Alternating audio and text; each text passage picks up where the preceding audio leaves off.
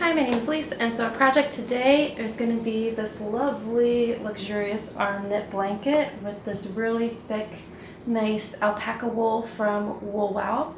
I'll show you how to make this entire, probably about 4 foot by 5 foot blanket in maybe 45 minutes, hopefully. So we'll see in a minute, and here it goes. You're going to start with your giant ball of yarn. And I have my knitting buddy Marty with me. Hopefully he won't get too much in the way or get too much hair anywhere. I'm actually a little worried about him shedding on this yarn. But to start, we will start with a long tail cast on, which basically means you need a lot of yarn at the end of your tail. So probably about 6 feet, depending on how large you want your blanket.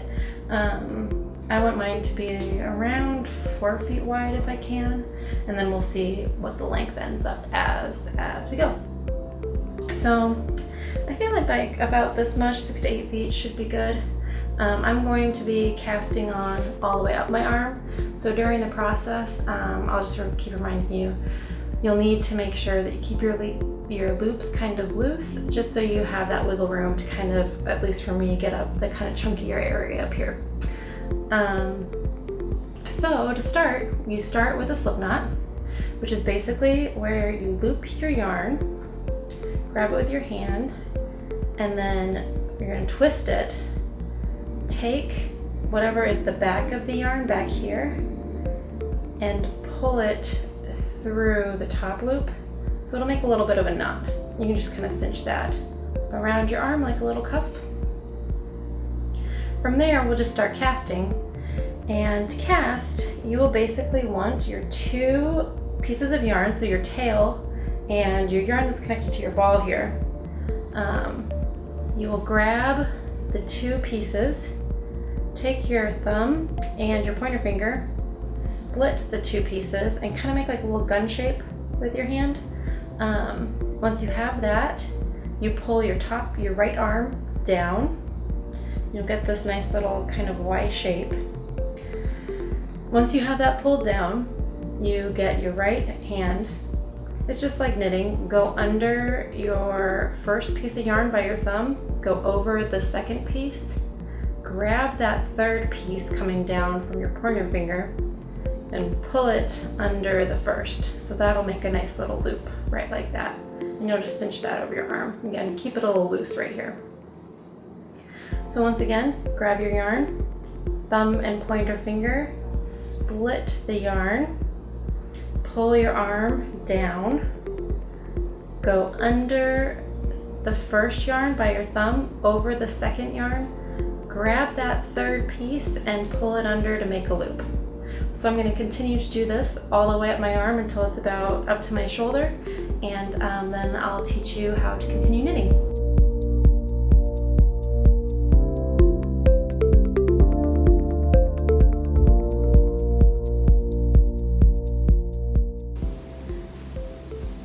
So once you get to the end, you'll have just a little piece of tail left, and you should be able to fit quite a few stitches on your arm. I have 4, 5, 6, 7, 8, 9, 10, 13, 14, 15, 16, 17, 18, 19. So you probably get 19 or 20. You know, this will kind of, as you knit down farther, widen out a little bit. So this will be a little wider than the length of my actual arm. So now that we've cast on, you just ignore this tail. We'll tie that in the end, and I'll show you how. But for now, just try not to let it bug you. As you go, just make sure you unwind your yarn ball, because it does get pretty heavy to roll around before you do each row of knitting. So I'm going to get myself some slack here. And then to knit, you start with your hand that has the yarn in it. So I'm starting with my right arm. You're going to grab that right piece of yarn like this, hold it in your hand, and then as you have it held, pull the first stitch over top. So I have that first stitch over top, and it's making this nice loop here. With that loop, you thread your left hand, your other hand, into the hole there. And as you do that, always make sure that your working yarn that's coming from your yarn ball is facing towards your body. So your hand will always go in between the loop, but with the working yarn towards your body. So we'll just continue to do that down this row.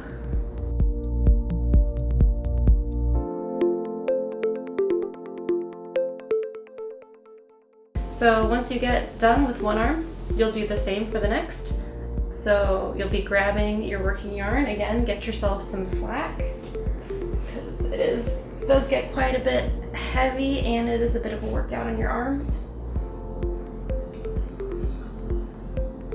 So I've got my slack. Get my left hand, which is now the working arm. Grab the yarn in that hand. Pull the loop over that piece of yarn. Make sure the working yarn's turned towards me. Put my other arm through. And we're just gonna continue arm knitting from here, and at the end of this blanket, I'll teach you how to cast off.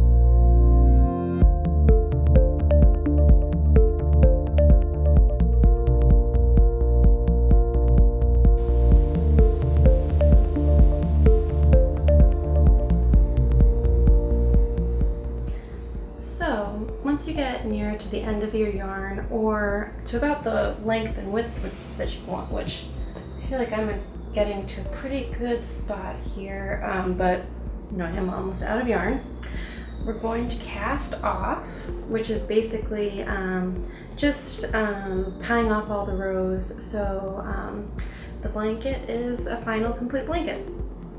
So what we're going to do is just like knitting, if you're familiar, where you're going to do one knit and then another knit, same as we've been doing the whole time, and then you pull the first knit over that second one. So that just ties on to that last one.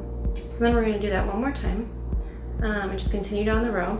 So you're going to do another stitch, pull that original stitch over the new stitch, and just continue down the line.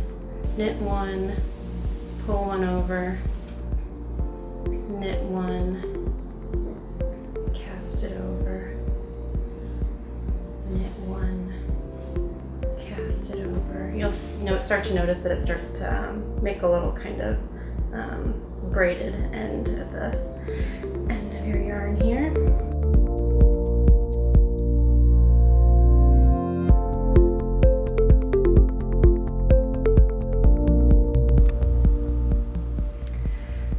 Once we complete casting off the blanket, you'll notice that we have the tail from both the cast off and the cast on. So what we'll do with both of these is just try to naturally weave them back into the blanket weave so they don't unravel, but they are going to have a little stability just being woven back into the fabric there. Nobody will really notice. And there you have it. You're done with your blanket. Ta-da! This blanket is Marty approved.